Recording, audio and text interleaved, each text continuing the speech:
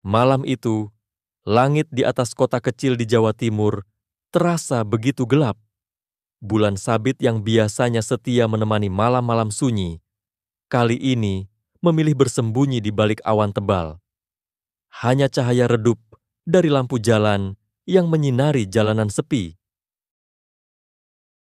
Di tengah kesunyian itu, sebuah mobil patroli polisi melaju perlahan, menelusuri jalan-jalan sempit yang seolah tak berujung. Di dalam mobil, seorang oknum polisi bernama Sersan Dharma duduk di kursi penumpang, matanya terus memindai sekeliling dengan tatapan yang tak ramah. Dharma bukanlah polisi yang patut dicontoh. Meski seragamnya selalu rapi dan pangkatnya cukup disegani, ia dikenal sebagai oknum yang gemar melakukan pungutan liar, pungli, kepada warga yang ia temui saat patroli. Bagi Dharma, malam-malam seperti ini adalah kesempatan emas untuk mencari tambahan penghasilan. Ia tak peduli apakah korban punglinya adalah pedagang kecil, pengendara motor, atau bahkan warga biasa yang kebetulan lewat. Baginya, siapapun yang bisa ia jebak akan menjadi sasaran empuk. Malam itu, Dharma dan rekannya, Bribtu Roni, sedang dalam tugas patroli rutin. Namun, seperti biasa, Dharma sudah merencanakan sesuatu yang jauh dari tugas mulia seorang polisi. "Roni, kita cari target yang bisa kita amanankan malam ini," ujar Dharma dengan senyum licik. Roni, yang masih muda dan belum terlalu berpengalaman, hanya mengangguk patuh. Ia tahu, melawan perintah Dharma hanya akan membuatnya mendapat masalah. Setelah beberapa lama berputar-putar, mobil patroli itu akhirnya berhenti di sebuah tikungan gelap. Di sana, terlihat seorang pria berbadan tegap sedang berdiri di pinggir jalan, memeriksa sesuatu di bawah kap mobilnya yang mogok. Pria itu mengenakan jaket hitam dan celana panjang, tapi dari sikapnya yang tegas dan posturnya yang atletis, Dharma bisa menebak bahwa pria itu bukanlah orang biasa. "Nah, itu dia target kita," bisik Dharma pada Roni. "Ayo, kita dekati." Mobil patroli itu berhenti tepat di belakang mobil mogok tersebut. Dharma turun dengan langkah percaya diri, sementara Roni mengikuti dari belakang. "Selamat malam, Pak. Ada masalah?"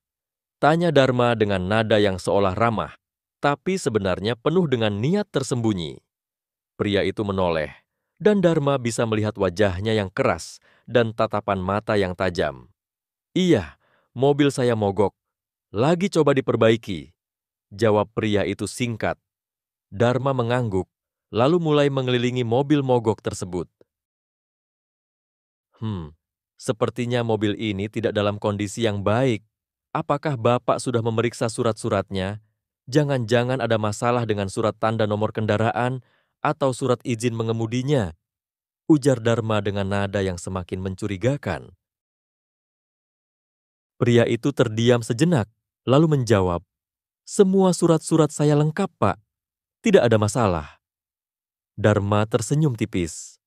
"Baiklah, tapi untuk memastikan, saya perlu memeriksa surat-surat Bapak.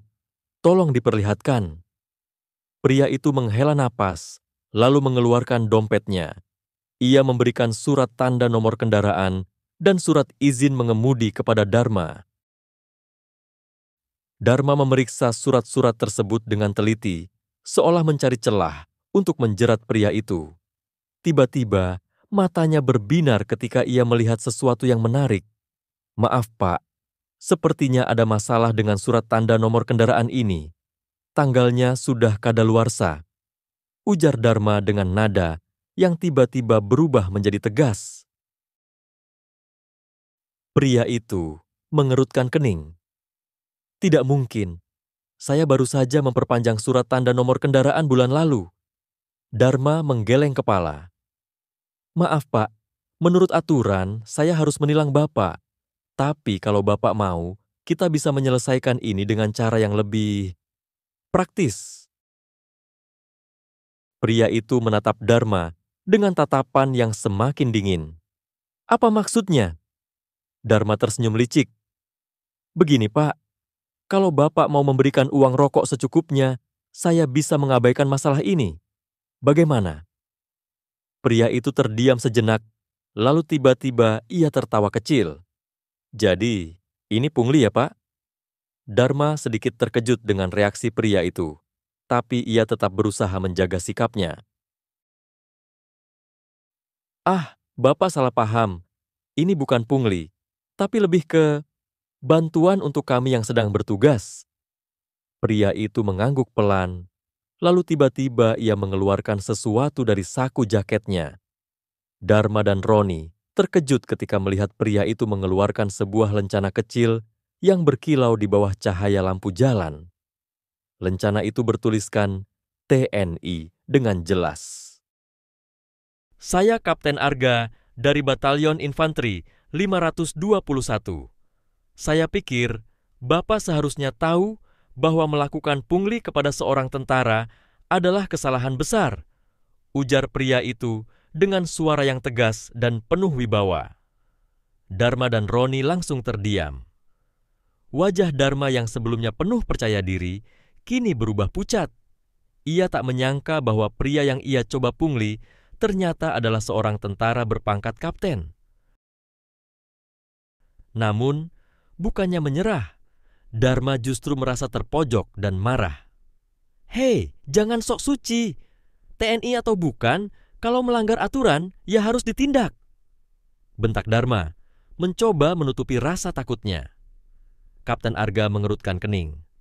Saya tidak melanggar aturan apapun. STNK saya jelas masih berlaku. Ini hanya akal-akalanmu saja. Dharma semakin panas. Ia merasa harga dirinya sebagai polisi diinjak-injak.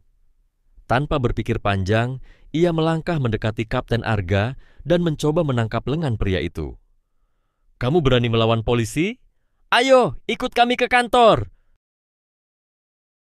Namun, sebelum Dharma sempat melakukan apapun, Kapten Arga sudah bergerak lebih cepat. Dengan gerakan yang cepat dan terlatih, ia melepaskan genggaman Dharma dan mendorongnya hingga terjatuh ke tanah. Roni, yang melihat kejadian itu, langsung mencoba membantu atasannya, tapi Kapten Arga dengan mudah mengatasi kedua polisi itu. Pertarungan sengit pun terjadi di tengah jalanan yang sepi. Dharma dan Roni mencoba menyerang Kapten Arga dengan segala kemampuan mereka, tapi sebagai seorang tentara yang terlatih, Kapten Arga jauh lebih unggul. Setiap pukulan dan tendangan yang dilancarkan Dharma dan Roni dengan mudah dielakkan atau dibalas oleh Kapten Arga. Dharma, yang sudah kehilangan kendali, mencoba menarik pistolnya. Tapi sebelum ia sempat mengarahkannya, Kapten Arga sudah melompat ke depan dan menendang pistol itu hingga terlepas dari genggaman Dharma. Kalian pikir bisa main kasar dengan saya? Bentak Kapten Arga, suaranya menggema di tengah malam. Setelah beberapa menit pertarungan, Dharma dan Roni akhirnya menyerah. Mereka terkapar di tanah, sementara Kapten Arga berdiri tegak di atas mereka, napasnya sedikit terengah-engah, tapi tetap penuh wibawa. Ini pelajaran untuk kalian. Jangan pernah mencoba melakukan pungli, apalagi kepada orang yang salah, ujar Kapten Arga dengan suara yang tegas. Dharma dan Roni hanya bisa terdiam, malu dan takut. Mereka tahu pertemuan malam ini akan menjadi catatan hitam dalam karir mereka sebagai polisi. Kapten Arga kemudian mengambil telepon genggamnya dan menelepon markas polisi setempat. Ini Kapten Arga dari TNI. Saya baru saja menangkap 2 oknum polisi yang mencoba melakukan pungli. Tolong kirim petugas untuk menjemput mereka. Tak lama kemudian, mobil patroli lain datang ke tempat kejadian. Dharma dan Roni dibawa ke kantor polisi untuk menjalani pemeriksaan lebih lanjut. Sementara Kapten Arga, setelah memastikan semuanya beres, kembali ke mobilnya yang sudah berhasil diperbaiki. Malam itu, langit masih gelap, tapi setidaknya ada sedikit keadilan yang tercipta di tengah kegelapan.